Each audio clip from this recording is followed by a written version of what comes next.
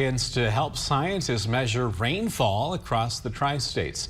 The National Weather Service is looking for volunteers to join the Community Collaborative Rain, Hail, and Snow Network.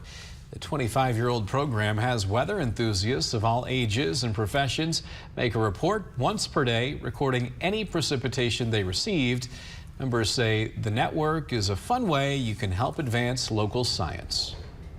Some of the national reporting services that rely upon radar-influenced determinations of rainfall actually use this system to kind of double-check or try to increase the accuracy of their reporting.